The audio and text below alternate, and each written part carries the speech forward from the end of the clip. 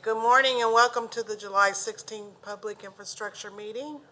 I'm Councilwoman Ortiz, I'm the chair, and if my colleagues would introduce himself.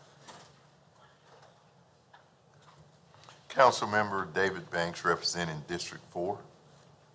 Thank you. Councilman Dobler is absent this morning, and so it'll just be us two. I think we can handle it, David, don't you? We got this? All right. Okay, call to order, approval of the June 18th minutes. Motion to approve. Motion to approve, it's been moved. All those in favor, and I'll second it. All those in favor, say aye. Aye. Okay, action items, we'll start with the CIP. And who do we have? You have Nicole Malott today, Deputy Nicole. Director of Utilities. All right, Nicole, haven't seen you in a while. It's good when people are missing and we can get some pitch hitters in there. So go ahead, you're on deck. And I know Sylvia apologizes for not being able to be here. She can't be in two places at once, and that's why you get me today. That's all right. Maybe that's a good thing. Yeah. So we're talking a couple items here. We're talking both the CIP and final project approval for projects over $250,000. Because all four of them are going to have to be amended in the CIP, we're going to go over all four first, and we'll just kind of circle back there. So we're starting with the Shunga pump station. We're amending this project budget to a total of $12,674,100. This is an addition of just over $5 million. There was a little bit of scope change in this, includes some realignment, some added additional flow monitoring, and some odor control measures for that pump station. In addition, the original numbers were 7 years old and required some significant adjustment for current construction cost expectations. The Shunga pump station is located on 29th Street, just across from Brookwood Shopping Center, if you're familiar with the area there. It was built in the early 80s and remains largely unchanged since then. We have added some backup generator capacity, but that is really it in the, what does that make us, 55 years here? 45 years here, let me do math. So this rehab will include new pumps, bar screen, odor control systems, control improvements, structure improvements, and building system improvements, things like lighting, plumbing, HVAC. Let's see what else we have there. And this will bring the pump station to a firm capacity of 36 million gallons to be able to push through there in dry and wet weather. The Shunga pump station is located on 29th Street, just across. Any questions? These are also kind of in pair. We have pump stations and force mains. They kind of go hand in hand. So the next one is the force main that goes along with it. We can maybe go ahead and jump over to that. And then if you have any questions you want to circle back to on anything to do with Shunga pump station or force main, we can. I was over there the other day grocery shopping, and I seen somebody, it was like a homeless person, had their grill all up and was getting ready to grill, so just heads up there. I was unaware of that at Shunga. I know the next one we're going to talk about, Jefferson. I do know we have a few people that have taken up residence there, and obviously there will be efforts to remove that. City staff over there. Yeah. Oh, I'm sorry. I was trying to see if it was city staff over there grilling. I thought, nope, I don't think so. No, but now that you mentioned that, I'll make sure that the police are aware and we can work on making sure we have the safe environment there. Okay, awesome. Yep. City manager, would you like to come and join us at the table, please? Thank you. You can sit over there or you can sit over here. I don't care. Just join us. Just wherever. You're always welcome at the table on my meetings, because that way I don't have to look through the crowd. Okay. Absolutely. All right. Okay. Next. Let's go to the force main. So this is the Shunga force main. Like I said, it goes in conjunction with the pump station. This is what the pump station is doing, pushing the sewage through the force main on into the system. So the force main, what we're doing is we're amending an existing force main replacement program to encompass the entirety of the Shunga force main. Just kind of compresses it and consolidates it into one project. And this is being absorbed by offsetting existing force main program authority in other years. So bottom line, there's no additional dollars into the CIP, and I just want to make that very clear. Let's see here. We did inspections using CCTV and electromagnetic inspection. We were able to actually get eyes on a little over 50% of the system of that force main, and 17% of it had a high level of wall loss. So that ranges from 40 to 65%. And we just kind of, since we were only able to get eyes on a little over half of it, we have to make the assumption the rest of the force mains are in the same condition. And due to the overall age and poor condition, what we are doing is we're installing a 20-inch dry weather force main, and then we are going to slip line the existing 42-inch force main that is there with a 36-inch force main. Both of these are about 7,100 feet long, so a little over a mile, mile and a quarter, somewhere in there. They're quite lengthy. We're using the slip lining to minimize excavation and a combination of open trench and horizontal directional drilling on the new installation. This helps alleviate disruption to the properties and the communities. So hopefully most of it is done underground. Let's see.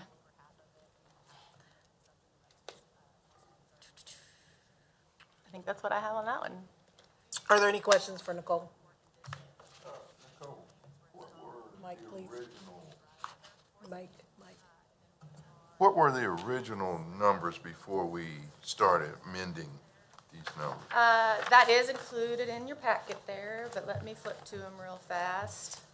The Shunga pump station was last touched in a CIP around 2023, I think, and it was 7.3 million at that point. The force main has been in design this entire time. We've not had a specific number with it until now, where we are nearing end of design on that and are ready to go out to bid. As I stated before, we're using force main program money to fund this, so we've not been able to put specific dollars to specific projects, but we've been planning for it by putting authority and funding sources in the CIP for it over the last several years.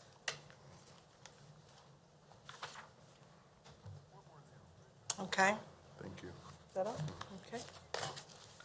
All right. All right. Is this in North Topeka? Are you ready for Grant Jefferson? Oh, I'm sorry. Yep. I'm ahead of you. I'm sorry. Okay, yeah. That's that one little cool little, I think it's cool. It is. So this is in North Topeka. If you are headed east over the Sardu Bridge and you look off to the north there, it's just as you begin crossing. This is the oldest wastewater pump station still in operation for the city of Topeka. It was originally constructed in 1927.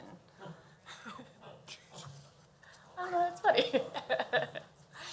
We are amending the project budget to $13,311,900. It's an addition of just a little over $2.9 million for this project. No scope changes in this. It just reflects current construction cost expectations because it's been a couple years since it's been adjusted in the CIP. Last major modifications on this 1927 gem were made in around 1962, and that included some new electrical gear, pumps, and piping modifications. Age, condition, and lack of capacity to convey wet water flows, as well as safety concerns for our O&M staff. We are going to be building a new station adjacent to the old one. Design will incorporate the architectural features of the previous station to keep with the neighborhood there. Let's see. Improvement will provide for 15 million gallons per day firm capacity there. Provides more reliable service within the drainage area. And we obviously expect it to reduce operating and maintenance costs, improve reliability and efficiency, and maintain regulatory compliance. Questions, or I can jump over to the partner force main there.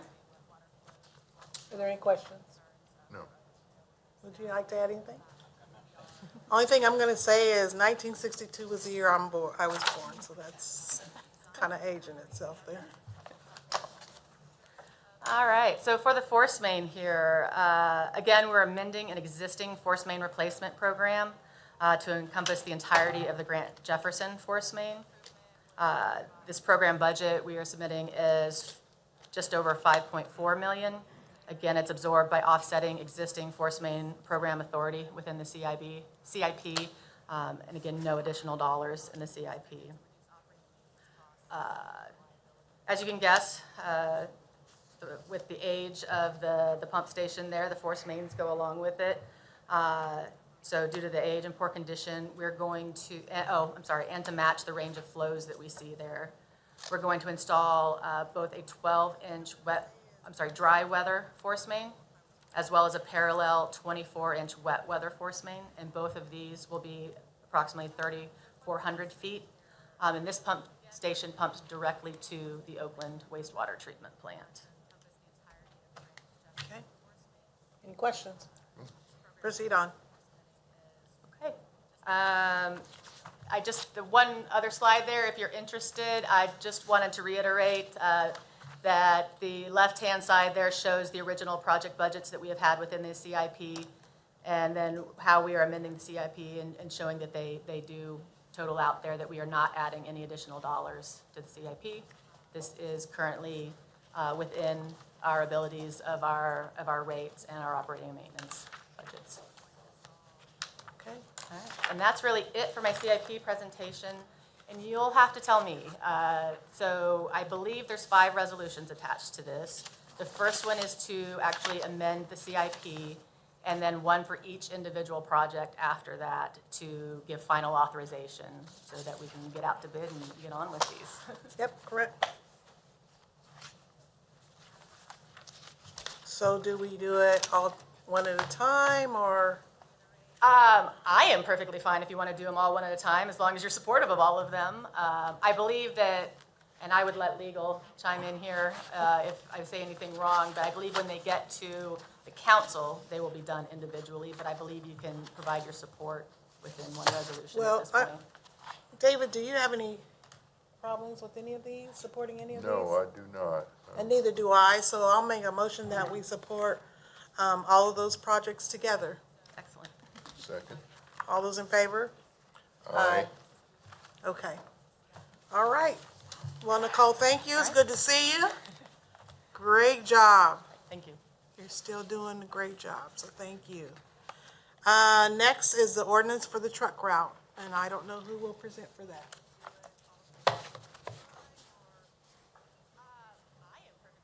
Good morning, Braxton. Good morning, Madam Chair. Good to see you. I thought you'd have a saw in your hand or something with all the trees down. Just as an update, I've got Forestry, Public Works, and Blight Crew are all out there combing the streets. With Fiesta starting tonight, we are making a priority of the area around Our Lady of Guadalupe. In fact, we have the Blight Crew out there right now with a chipper to try to get some of that debris up. Obviously, we want to make all those streets safe and passable. We've had a number of complaints about traffic signal outages. I will point out that that is due to large Evergy power outages throughout parts of the city. If there's no electricity, there's no illuminating my traffic signals. Only a few of my signals do I have a UPS, an uninterrupted power supply. That only lasts for 60 to 90 minutes. So doing everything that we can to get the streets safe and passable for our residents. Thank you, Braxton. We appreciate that. Everybody appreciates that. Okay, so I want to talk a little bit about this truck route ordinance before we get started. This came out of an NIA area, East Topeka South, I believe. And so we've been having some trucks that are trying to get to business. And what has happened to us, they took out a fire hydrant. And I actually seen it going down the street, knew that it wasn't gonna make that turn because our streets are narrow, and followed him and got his license tag and turned it over to Braxton. And then some of the neighbors are like, we're having this problem all the time. They're tearing up our corners, they're tearing up, our streets trying to get through there. Braxton had conversation with the business owners, And so that's kind of where this generated out of. So with that, I'll turn it over to Braxton. Certainly, from the Public Works perspective, I will be more than happy to answer and explain where we are and where we want to go. Brandy is here from the legal department to answer any specific legal questions that you would have. She's been great to partner with in terms of putting this together. If she'll So- join the table, please. Thank you. I had complaints from you as well as a council member for District 1 as to issues of semi-trucks driving through residential neighborhoods. And so we took a look at our existing ordinances, and we do not have an ordinance that would allow us to designate truck routes or to prohibit trucks from driving on certain streets. We called upon the traffic engineers for Wichita, Overland Park, and Lawrence and asked them what they have done. And it's across the board. In Wichita, for example, they specifically designate by ordinance streets that you cannot drive trucks on. In Lawrence, they come up with a procedure by which the Public Works Director or City Engineer can establish a map of what are the approved truck routes. It's kind of a hybrid in terms of what they do in Overland Park, where they have actually adopted an ordinance establishing the truck routes, which typically are the major arterials. And so in looking at those options and in talking with PD and talking with legal, we thought the cleanest way to do this that was going to be the most effective was to establish the truck routes by ordinance and to maintain a map of said truck routes. And the map that we've come up with is part of the packet.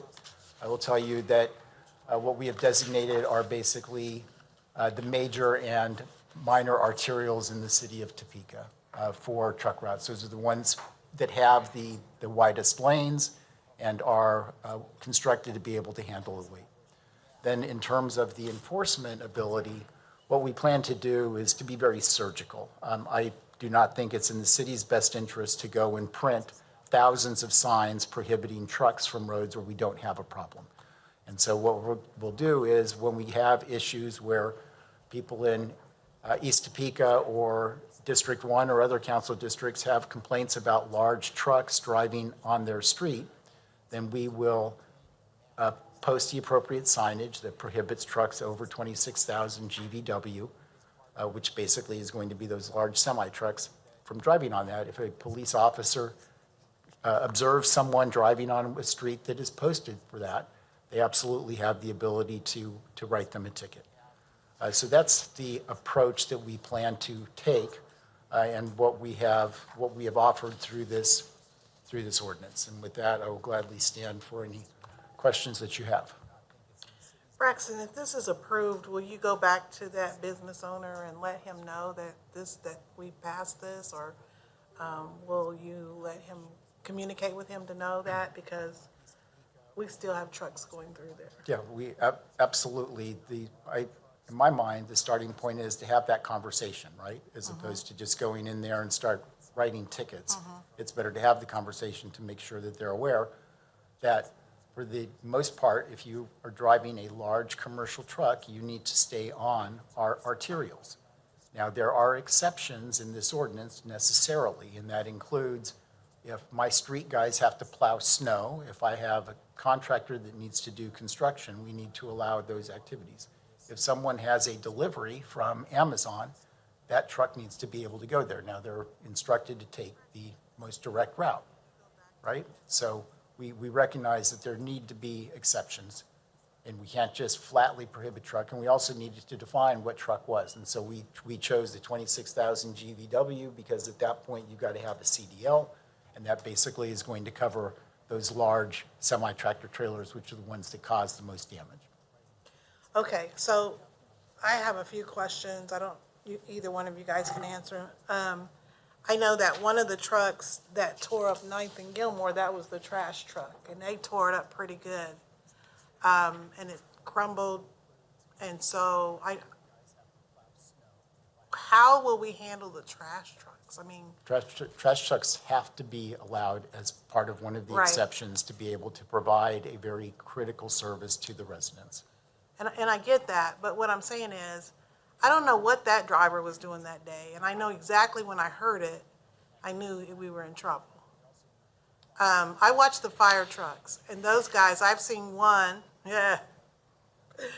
come around the corner, and I know they drive it, so they get familiar with it, and he took the back bumper off going through there. There's just not enough room.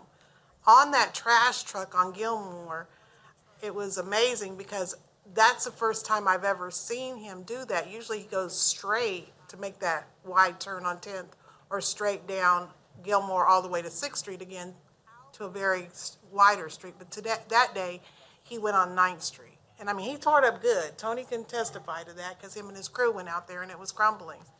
And so how do we handle situations like that? If he's allowed to be there? Do we communicate that with the county and tell them what this ordinance does? Or this isn't going to apply to him? Certainly, the ordinance has an exception to allow for these critical services to be performed. I can't prohibit trash trucks from operating No, on. and I get that. But how will we handle that? Well, unfortunately, no, an ordinance can't do everything that we needed to do. This is a starting point to help address some of the bigger issues that we're finding. What about moving truck vehicles? What about those that are moving people in and out? Correct. Those are also specifically exempted from this ordinance. If you contract with me to move your goods, then I absolutely have the ability to drive on that residential street to get to your house to provide that service to you. Okay. I'm just asking questions that are going to be asked of me. Okay. I think our UPS trucks, I think those guys, they don't even attempt to come down 9th Street. It's too narrow. And if they're on 9th Street, they stay on 9th Street. They just throw my package in the back, which I don't care. I'm just seeing more. I've asked the NIA to get some volunteers to go through that area to see which more of those streets are tore up, and I'm just seeing them towards the ends, they're crumbling. And so that's why we asked for this, is to try to get them out of there, but appreciate it. Do you have any questions? Yeah, Braxton, what if, I know we're making exceptions, what if drivers get on those streets as a mistake? When the ordinance goes into effect, will they be ticketed, say, if they get lost or redirected and they end up on that street? I'll defer to Brandy because that's a legal question. It's as to whether or not the prosecutor would have to show intent to be able to prosecute and convict someone under this ordinance. Under this ordinance, essentially, Turn your mic on. Under this ordinance, a prosecutor would just need to show that the truck driver was driving on a route that they were not supposed to be on. From a practical aspect, I think Braxton has already said, I think we need to notify the truck companies beforehand, make them aware, so they can make the drivers aware where these truck routes are established. And then I think it goes as part of having a CDL, being a professional truck driver, they need to be aware of the routes that they can take and the routes they cannot take. And if they take a route that they're not supposed to, then they will be held liable for that. Thank you.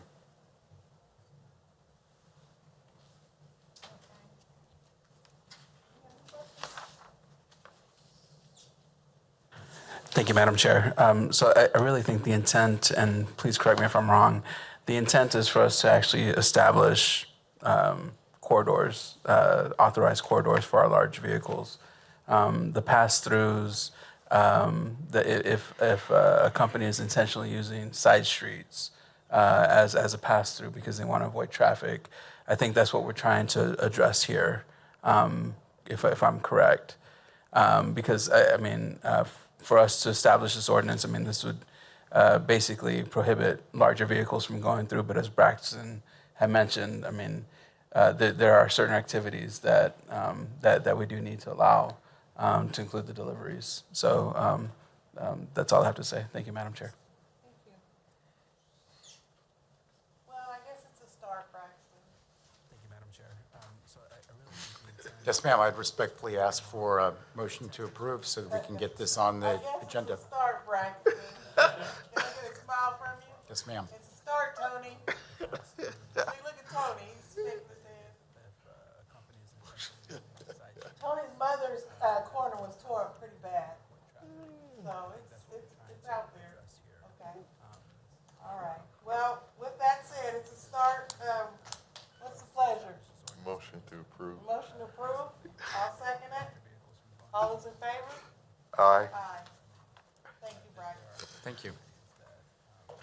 Let's see, parking garage, who would that be? Jason and Sterling are going to join me to do a presentation of the great work that they're doing on rehabilitation of our parking garages. We want to get you up to speed. It's been a while since that ordinance was passed, authorizing the approximately $20 million of improvements to our garages. All right. So we have Jason and, So yes, this is Sterling Emerson, our current parking manager. All right. So as Braxton mentioned, we were given approval to make some capital improvements to our parking garages in the fall of 2022. We thought it appropriate at this time to give you an update on what progress has been made so far and what are some anticipated improvements that we'll be making to our structures over the next few years. So I'll turn it over to Sterling to walk you through that presentation. thank you.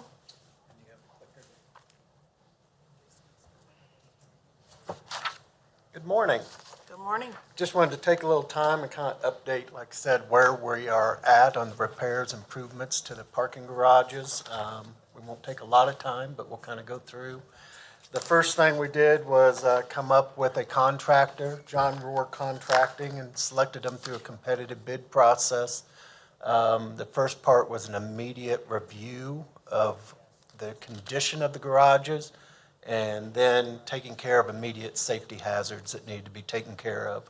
Uptowner, 9th Street, Town Site, those particular garages had some repairs that immediately needed to be addressed.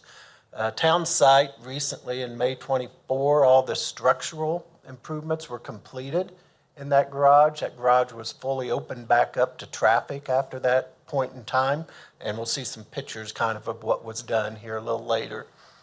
Also, anti-pigeon netting was installed in the Center City, Crosby, Park and Shop, and 512 Jackson. They're kind of the biggest hassle that we have in keeping the garage clean are the pigeons. That has greatly helped. After they did that, we went in and power washed and thoroughly cleaned the garages. So they did look much better, and it has definitely been noticed by the people that are using those garages. Also, cameras have been installed in those garages. The camera system is a very robust camera system. And sitting down and seeing how that works, it will allow us several things in monitoring, being able to go back and look if we have somebody that is not allowed in the garage, somebody we don't want in the garage. We can go back in history and look, or we can set that camera system to notify us when certain vehicles or people are in certain garages. Uptowner, it's currently, we've started major structural repairs on it. That started in October of '23, and again, we'll look at a timeline in a bit and kind of see where we're at right now on that timeline. Park and Shop, they've recently started major structural repairs there. In Park and Shop, we're able to just block off some stalls. We didn't have to close the entire garage, but some shoring was done, blocked off a few stalls, and so it's currently in process being worked on. This is kind of a breakdown of what there was as far as budget, and then what repairs were actually being done. The repairs varied from structural to waterproofing. It had been a long time since that concrete had been sealed and waterproofed. Mechanical, so exhaust fans, those type of things. Plumbing, we had several pipes that were broke, causing leaks within the garage itself. Electrical, fire protection. We've had some areas where sprinkler systems and those types of things needed repaired or updated. and then the facade of those.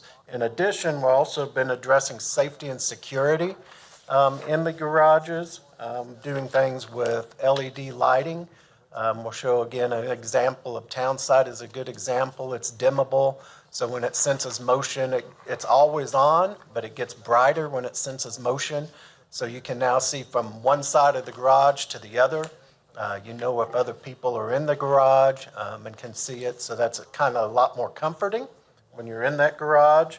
We're also worked on, in addition to the cameras, we're working on removing the attendant booths at the entrances to those garages. They've kind of become an eyesore because they're not used, so they accumulate trash. And it's a place where somebody could be hidden on the other side. So when you roll your window down to swipe your badge, you can't see through that booth. This kind of frees it up and gives you a good sight line looking through there. This is a kind of a timeline of where we're at right now. If you look in the second half of '24, we're basically at the point where they're doing the park and shop, high priority repairs. The Uptowner is ongoing. That will be a lengthy work because there's a lot of work to be done on it. And then we're in the design, pricing, and approval phase on 512 and park and shop. This shows a few of the town site repairs that were done. Again, the structural repairs, plumbing repairs, mechanical systems, the 6th Street entrance with the new traffic coating. All the expansion joints have been replaced, so we're not getting water leaking from the surface into the garage. This is some before and after of the motion-activated LED lighting. It doesn't show real well because when you use your camera tries to adjust and add the lighting that you need to see.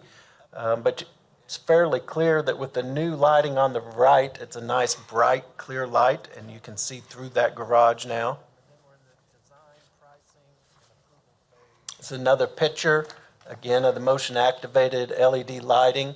Shortly after we completed the repairs and opened up town site completely, up at the top there, we did get an actual review, and it was a 5-star review from just a generic person from Kansas City that used the garage that day and said it was a nice parking near the federal courthouse. So that would tell me that at least people are noticing and seeing the improvements we've made. This is just a picture again of the pigeon netting that was installed. Again, it doesn't block our view. It's not something that jumps out at you, but it does keep the pigeons out. Stairwell lighting upgrades that we've done. So as you drive by, you can actually see what's going on in those stairwells, if someone's in that stairwell. If you're in the stairwell, it gives you better visibility. Life safety lighting, so the emergency lighting, the exit lightings, all of those have been addressed to make sure that they're all working in the way that we need. Coronado, we were short on some ADA parking places, so we added some ADA parking spaces. We also added door openers to make it ADA accessible. And also there's some pictures of the cameras that have been installed throughout the garages. Uptowner and Park and Shop, just to kind of give you an idea of the work that's going on. The 2 pictures on the left are Park and Shop. Again, that's kind of a pieces here and there. We're able to block off just certain stalls and do that repair. The 2 pictures on the right are pictures of Uptowner. It's a lot more in depth than the other ones. One good thing we did find is it did have some good concrete there. The bad part about that is it slowed down the process some because instead of just going in and tearing it all out, they have to be careful to leave the good concrete and only tear out the bad. So that's kind of where you can see where they've taken areas out and preparing it to be repoured. In progress, ongoing right now, we've got several things in the air going on. So the sprinkler system, 9th Street Garage repairs are currently being made on it. Hopefully end of the month, that should be completed. elevator replacement at 9th Street Garage. Those elevators are unique, and there's 2 elevators there. One is down, but they have to be installed together, so that is in the works. Again, we talked about the Uptowner Garage, the extensive demolition and work on it. Also, they'll be working on elevators, the plumbing, the other parts of that garage that will want up and running when it's opened up and ready to be used. The Park and Shop Garage is undergoing its structural repairs currently. We're working with K1 Realty on replacement of the top membrane on the Townsite Garage.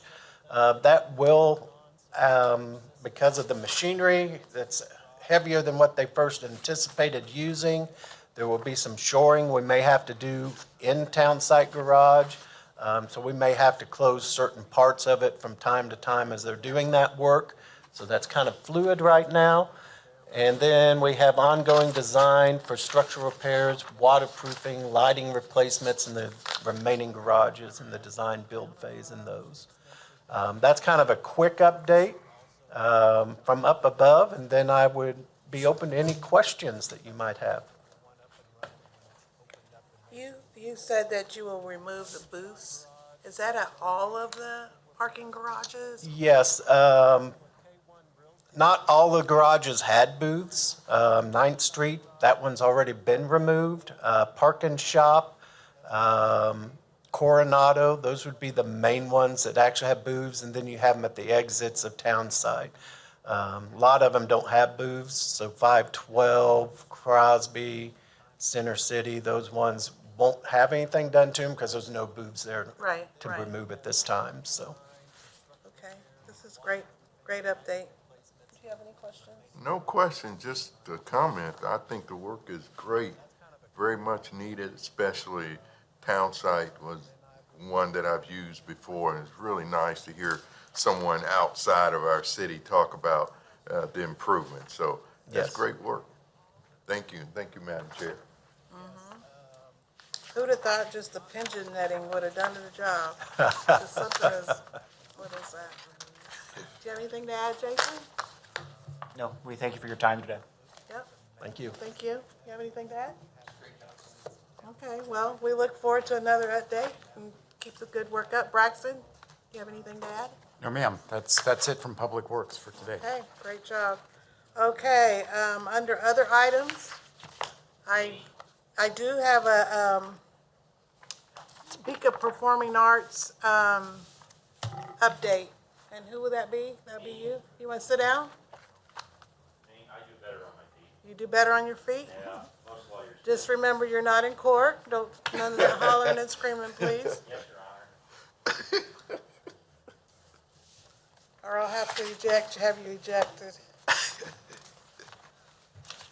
would be the first time. I know that. I know you're accustomed to it. All right, what do we have here? All right. Well, this is a little bit of an unusual situation. I'm Tuck Duncan. I'm a member of the Topeka Performing Arts Board of Directors. I have with me today Shane Grau, who's our president, and Blair Adam, who is our interim director. I put together a little flow chart here. At a meeting or two ago, our prior director had some comments to you about some desires to have some work done while the HVAC activity is being undertaken, because to do this work now would literally save half of the cost, because if you got a contractor in there tearing out walls or moving walls or taking down light fixtures and having them put back up the old light fixtures, where in a year or two you're going to definitely replace them all, just doesn't seem to make a whole lot of sense. We're not really at the position of asking you to approve a plan of the actual improvements, but at that meeting, Commissioner Dobler indicated that he wanted to see, and he was right to ask for it, what the list of projects would be ongoing, and then what is the 5-year plan or the 3-year plan or for the Performing Arts Center. And I want to thank Jason for educating me on some things the other day, and Braxton helping to outline what some of the processes must be in order for us to get this thing moving and do it in a time frame that will not interfere with KSB, KBS, Kansas Building Systems work, so that it can all be done without slowing down the HVAC, the necessary HVAC work that's happening over there. And one of the things Councilman Dobler said is, well, why are we wanting to do all this? Well, we have a 1980s facility in 2024. It doesn't meet the needs of the types of activities that are now out there, some of the technical stuff in terms of sound and lights, and a number of the meeting rooms just do not compete, basically, or are not adequate for the sorts of things that associations and companies. In my law practice, I run several associations.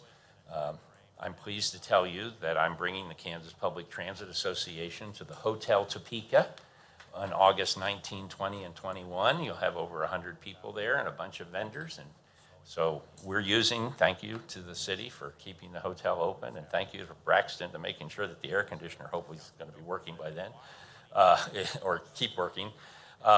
So I know a little something about association activity and work and what we need, but we also need it for weddings. The walls are just not in the right place anymore. The lights are just not the right sort of dim things that you need to do. Those of you who have been downstairs and seen the mirrors on the columns, et cetera, I mean, you know that it's just not adequate. So some of these things are all part and parcel of getting this facility so that it gets closer to self-sustainability. I don't believe that it'll ever be totally self-sustainable because no public arts activity really is. So why are we here today? That's just sort of a preamble. We're here today because in order to figure out what needs to be done, we need a design contract. And we need to move forward quickly and working with the current architects, which are Trainer, right?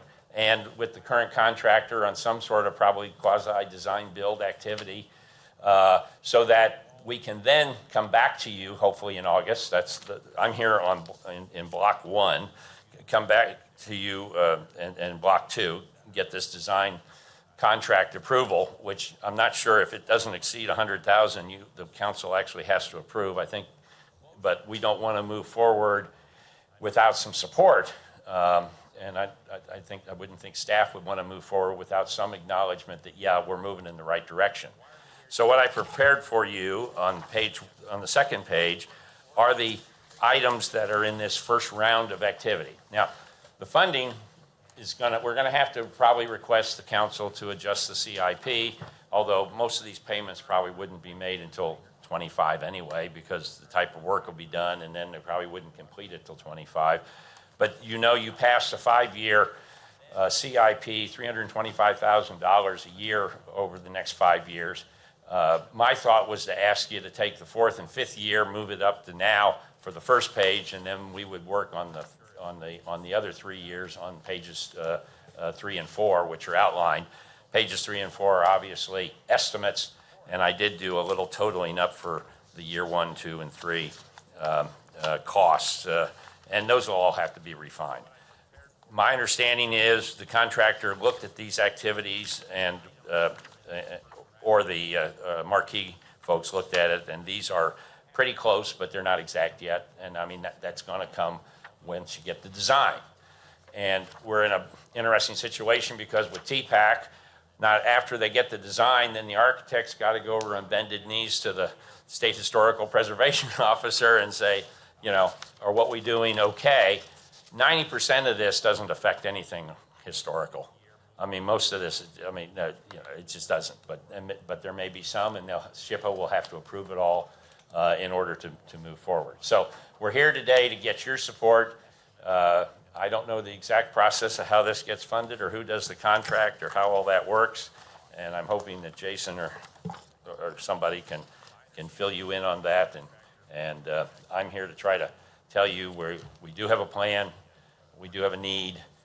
We know that there will be an ROI, a return on that investment that will benefit performers and community members and the types of performances we can bring in, as well as the other ancillary activities It will also upgrade over time security, lighting, and they are moving forward, Madam Chair, on the exterior with the steps and lighting and other activities. And I'm also told that that one of the ongoing projects will be to hopefully clean up the exterior of the building as well, so that it will be a facility that we'll be proud to look at, since it's got about 5 decades worth of soot and dust and other. But it's not odoriferous like your earlier subjects. We just need to clean it up a little bit. And my only other comment would be, when she said that was built in the 1920s, you know, old isn't bad, folks. So some of us I know know that's- that from personal experience. Old is okay.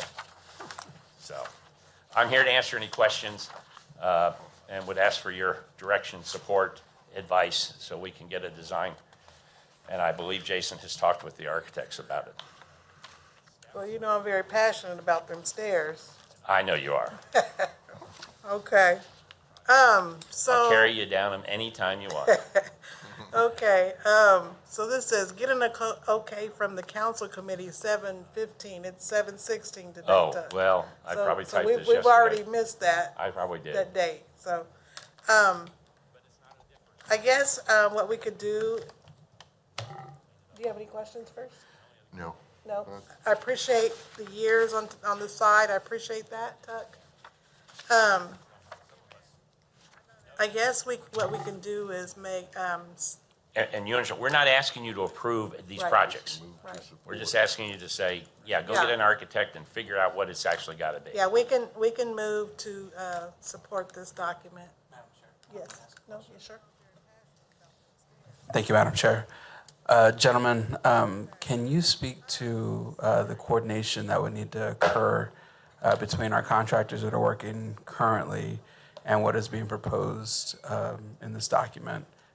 Will we be able to work in harmony with the schedules and things that are going on? Can you speak to that at all? So, yeah, I can, and then I'll let Jason chime in. So the first part is the motion needs to be limited to authorizing $100,000 of design work for TPAC. And to be able to do that in front of the governing body, we're going to have to amend the CIP, because right now it's in 25, 26, 27, and out years. We're in 2024, so there's going to have to be an amendment to the CIP to move 100,000 of this project into 2024 so that they've got that authority, right? And so then that allows them to go out and contract for an architect to get started on the design work. Because once they get the design work, then they can break up how they want to phase their projects, as well as to do the necessary Part 2 application to the State Historic Preservation Officer to get that approval, because this is a qualified historic building. And to answer the city manager's question, necessarily we have to continue with our HVAC project. It's not in TPAC's best interest for us to put the brakes on that project, because they need to have this HVAC to be able to do it. So if we know that they're going to be replacing lights, we're not going to replace the ceiling.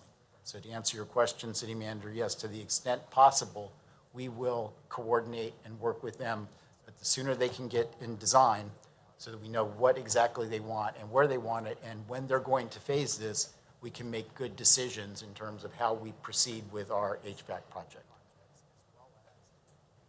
I just wanted that, I wanted you to have that background as you decide the best path moving forward. Yep. And just, I do want to state for the record that we do want to continue to be good partners. I just want to make sure that, Hey, you're the landlord.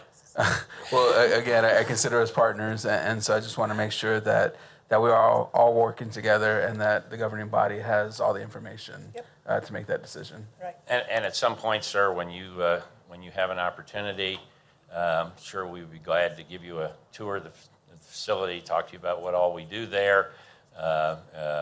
Some of us can tell you about the old days when we did circuses and had elephants in that space, and Sylvia's too young to remember any of The that. wrestling. And wrestling, yeah. we Yeah, had I wrestling. remember the And elephants down there, basketball. yeah, yeah. But anyway, so I do have an inquiry, though. If we have to amend the CIP, we're talking about going to the council the first week of August at this point then? Because there is another option. When you did the Dobler Fund, as I refer to it, it has in that ordinance a provision that says that if there's sort of an emergent type situation, that the city manager has the ability to use some of the $5 million. Originally, $500,000 of it was going to go to TPAC, or was talked about going to TPAC anyway. We're in a real time crunch. I mean, the sooner we get Trainer on board and do the design means we can come back here in August and have the conversation and then go to the council. You have no more council meetings this month because July 30th. you have one on the 30th. And I just don't know. But I just offer that up as an option, as a possibility. Because like I say, we just can't do anything until and if we're waiting till the 1st of August, basically, I'm sure Jason can work with Trainer to find out what the contract's going to look like. But that's the inner workings of government that I don't know all about and never will. Yeah, and I appreciate that. Tuck, I do want to say that I think you're a great partner, and I think we can do this. But I want you to be mindful. I don't know what you guys have scheduled for TPAC, what events that you have. And so if we're going to partner, be mindful that if they're getting ready to tear something up and it's tore up and you have a group coming in. Yeah, I can answer that question. But And what- Blair's what- here, he can confirm it. I'm just saying that might throw that project off. You might. We are sensitive to that. We already know where the HVA stuff is going to be done. We know it's going to be on the first floor meeting rooms. That's why the first floor meeting rooms are part of this, because they're not going to be usable anyway. The planning that we're doing now is not for the first quarter, because we fully expect that as this work goes forward, the first quarter is going to be, and he's working on second and third quarter events at the current time. We do know what we have that's going to go on in the auditorium itself, which is going to be, we've got the Crady coming back. We've got the snowman. What's the Rudolph the red-nosed reindeer. He's coming, and it's the cartoon sort of version. And then we have Kansas, and that's Yeah, already that's what sold I'm out. talking about. But those are not going to be affected by this. Most of this work is downstairs and in the meeting rooms, and they've been told, and the staff's been told to be flexible. You know, they've already moved a lot of stuff out and have it in storage. So we're well aware that we have to do that, and we're not booking many more activities in light of the fact that this is going to be sort of a down revenue year. But when you sell out Crady and Kansas and Bonham, yeah, Joe. In fact, he's doing a second show. Is he doing a second show? Kansas is doing a second show now. Yeah, Kansas is.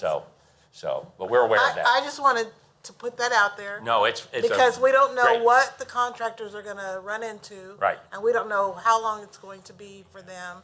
I mean, I look at what we just went through with the third and the third floor that was supposed to take this long, but even took longer once they got into it, once they had to do this, blah, blah. So I just wanted to say, be mindful of that. It's a perfect concern, and we're, I won't say on top of it, but we're close. Because it might interrupt some of your We understand. performances. We understand. It's But it's short- interrupting my work, so I'm But just wanting you to know. Two thoughts: short-term pain for long-term gain. Okay, there you And go. we do understand that you got to break some eggs to make an omelet. All right, he said it. So, Braxton, having said all that, if I was to approve, make a motion to approve 100,000, that's what you said, for design work, this would still go to the council, but if we would recommend that approval? Yes, ma'am. So I would limit your motion to 100,000 for design work conditioned on the appropriate amendment to the CIP to allow for that to happen.